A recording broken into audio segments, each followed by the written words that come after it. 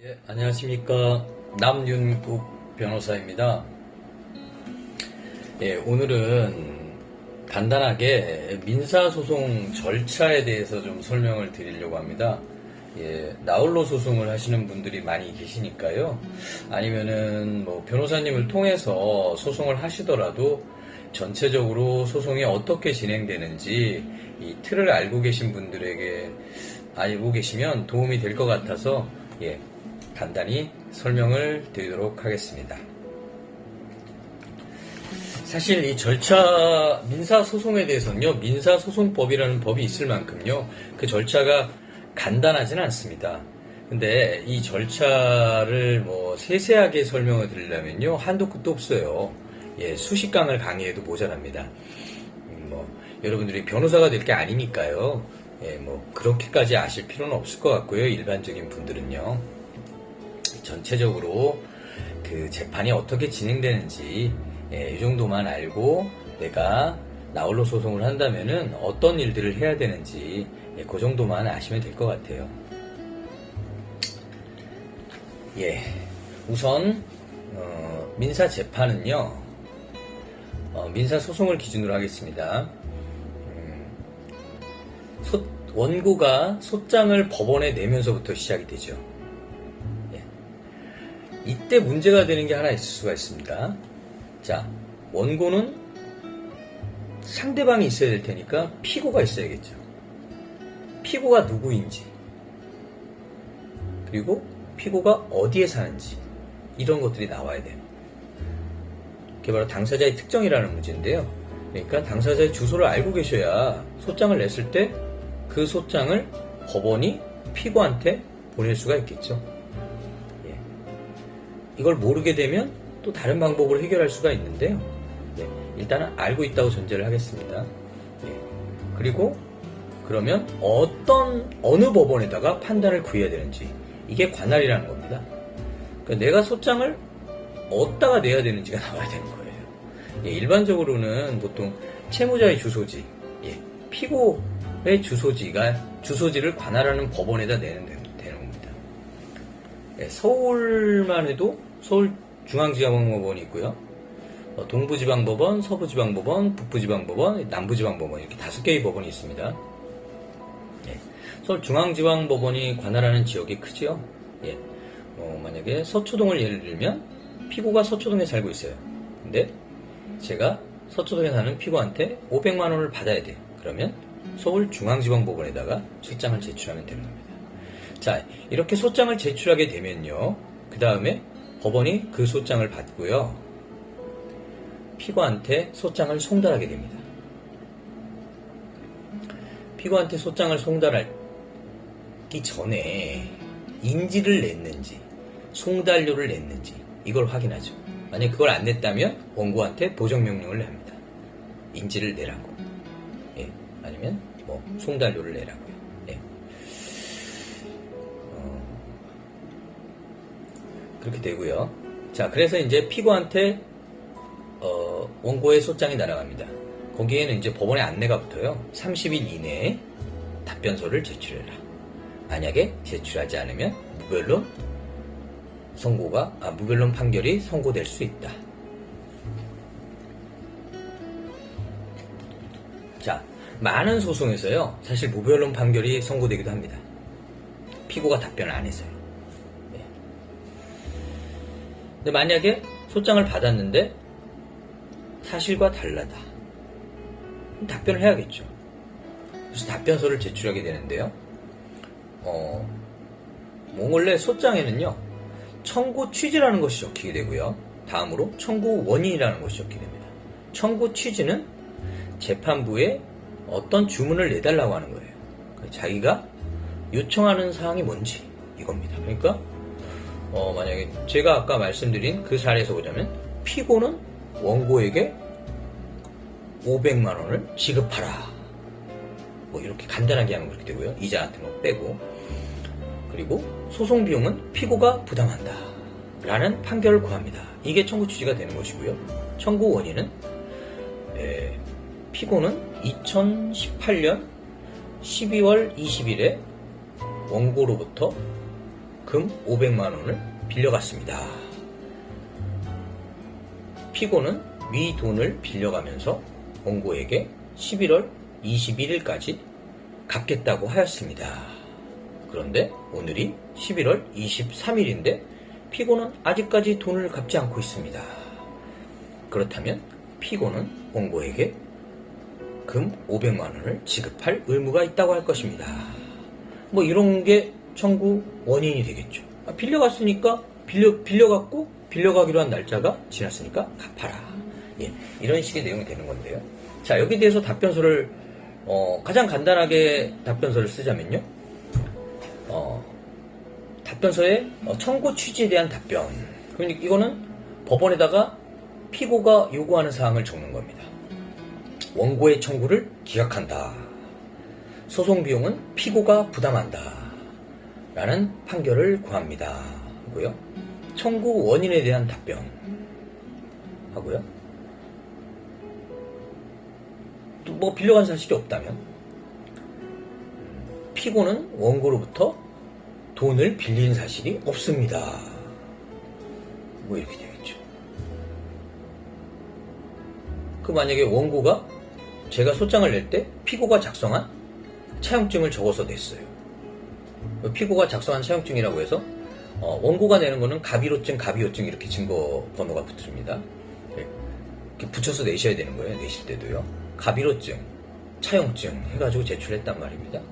그러면 그거에 대해서도 이제 증거에 대한 인부라고 하는데요. 증거를 인정하는지 부인하는지 이 내용도 답변서에 적을 수가 있겠죠. 아니면 추후에 뭐 준비 서면에 적을 수도 있겠지만요. 예. 그 원고가 제출한 갑의로증은 피고는 처음 보는 서류로서 피고는 원고에게 그런 차용증을 적어준 사실이 없습니다. 부인하는 거죠. 갑의로증에 차용증을 적어준 사실이 없다고. 뭐 이렇게 해서 이제 답변서를 제출합니다. 만약에 이 답변서를 30일 이내에 제출을 안 하면요, 법원에서 아까도 말씀드렸지 무변론 판결 선고 기일을 잡습니다. 무변론 판결 선고 기일은 보통 한 4주 뒤로 잡습니다. 30일이 딱 지나면은 법원에서 30일 뒤에 잡는데요. 이렇게 잡으면 그 답변서는 그 무변론 판결 선고 전까지만 제출하시면 되는 거예요. 그러면 법원이 무변론 판결 선고를 취소하게 됩니다. 그러니까 근데 뭐 그렇게 살떨리게 사실 필요는 없잖아요. 그냥 제출하시면 되죠. 네. 그러니까 뭐 30일이 지나면 이제 뭐 피고한테 또 서류가 송달이 돼요. 언제까지 언제 무변론 판결을 선고하겠다. 이가 있다면은 뭐 답변서를 내라. 뭐 이런 식의 안내가 오게 되죠. 자, 그러면 답변서를 내시면 법원이 무변론 판결 선고 기일을 취소하게 됩니다. 그리고 재판 기일을 잡죠. 이 재판 기일에 나가서 무엇을 하느냐? 재판 기일 전에 보통 이제 지금 우선 첫 재판 기일이었냐면요. 정상적으로 진행이 됐다면 원고가 소장을 냈고 피고가 답변서를 낸 겁니다.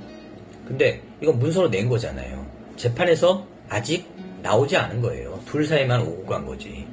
그러면 이렇게 생각할 수 있죠. 아니, 법원을 통해서 갔으니까 법원이 보지 않았냐 이렇게 생각할 수 있는데 그거는 그냥 기관을 통해서 이렇게 이동한 거고요. 그 재판부한테 아직 나오지 않은 겁니다. 이게 변론을 통해서 드러나는 거예요. 그러니까 원래 재판은 변론, 공판 중심주의라고 해서요. 공판에서 이제 이루어지게 되는 겁니다. 그러니까 원고가 제출한 소장을 재판에서 이제 진술한다고 해요. 뭐 판사님께서 얘기를 해주실 겁니다. 그리고 피고는 답변서를 진술한다. 진술한다고 해서 본인한테 그걸 다 읽으라는 게 아니에요. 본인한테 읽으시라는 게 아니라 그 내용을 여기서 이제 진술된 걸로 보겠다. 이렇게 하시는 겁니다. 뭐 간략하게 그 변호사가 있더라도요. 진술을 하라고 하시는 분들도 있어요. 근데 보통 뭐 그걸 말로써 다 하라고는 안 하세요. 판사님들께서. 자, 그리고 일단 재판 첫 기일이 열렸잖아요. 둘이 더 할 게 없어요. 둘이 더 할 게 없으면 그 재판부가 물어볼 수가 있겠죠. 둘이 별 얘기가 없으면 알았습니다. 그러면은 지금까지 나온 걸 갖고 뭐 한 달 뒤, 4주 뒤에 뭐 언제 선고를 하겠다. 이렇게 얘기하실 수가 있습니다. 그러면 그때 선고를 하고 끝나는 거예요. 근데 보통은 그렇게 안 끝나죠. 왜냐면 원고가 지금 돈을 빌려갔다고 갚으라고 했는데 피고가 빌려온 적이 없다고 그러면은 원고가 빌린 적이 있다는 거를 더 증명을 하려고 할 거 아닙니까? 그리고 지금 사형증도 부인했잖아요. 그러니까 새빨간 거짓말입니다, 판사님. 뭐 거기서 얘기를 하실 수도 있는데, 그렇게 하실 필요는 없고. 그러니까, 그러면 원고가 더 추가로 하실 게 있냐고 판사님께서 물어보실 거 아닙니까? 그러면은, 준비서면을 제출하겠습니다. 피고의 말이 사실이 아니라는 거를, 입증하기 위해서 추가 증거도 제출하겠습니다. 하거나, 아까, 서중 제출한 것이, 그 서중 제출할 때 보았던 당사자를 증인으로 신청하겠습니다. 이렇게 하실 수도 있고, 아니면 그냥 사실확인서를 추가로 제출하겠습니다. 이렇게 하실 수도 있고요.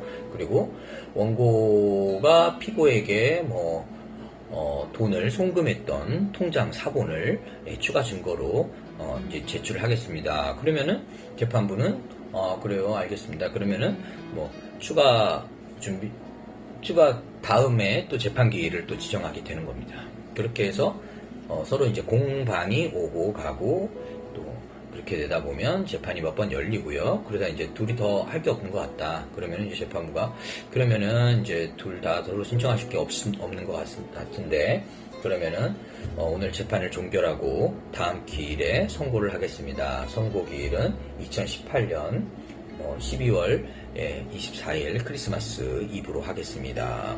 이브 이런 얘기는 안 합니다. 그렇게 얘기를 하시고 재판이 그러면 선고가 되게 되겠죠. 그렇게 해서 재판이 끝나는 겁니다. 간단하죠?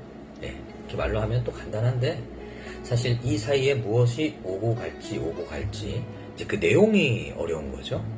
재판 절차는 그렇게 복잡하신다고 생각하지는 않으셔도 돼요. 근데 이제 본인 소송을 하시다 보면 중요한 사항들을 누락할 수가 있어요. 그러면은 재판부에서 이제 코치를 할 때가 있습니다.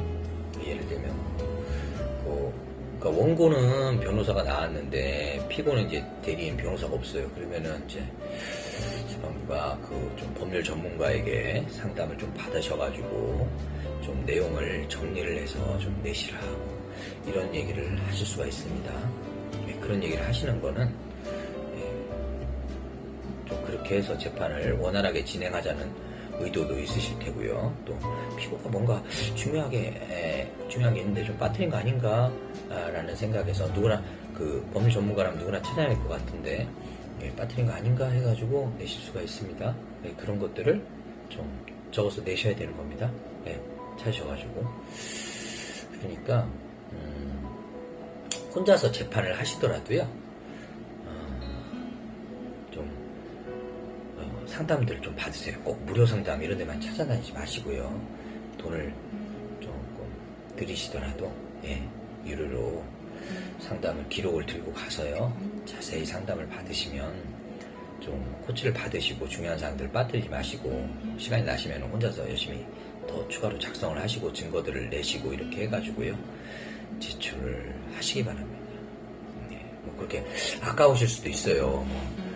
내가 지금 청구하는 돈이 만약에 제 입장에서 500만원 청구하는데 이걸 변호사 상담 받고 유료로 하면 시간당 22만원 이렇게 받는데 그럼 내가 한 시간 해가지고 이거 20만원 깎이면 내가 받을 돈이 깎이는데 그럼 내 생돈 나가는 거 아니냐 생각하실 수 있는데 결과가 잘못됐을 때를 생각해보세요. 500만원 받아야 되는데 500만원 받을 권리가 없다 이렇게 나왔다고 생각을 해보세요. 그러니까 그런 거 아까워하지 마시고요. 철저하게 준비해서 진행하셔야 됩니다. 1심에서 만약에 그렇게 나와버리면 2심에서 쉽게 또 뒤집히지 않을 수 있는 겁니다. 1심 재판부가 그렇게 판단했다는 건요. 그러니까 1심을 굉장히 중요하게 생각하셔야 됩니다. 우리나라 재판이 3심까지 대법원까지 보장이 되잖아요. 그렇다고 해도 실제로 사실심이 뭐냐면 사실관계를 다투는 거는요.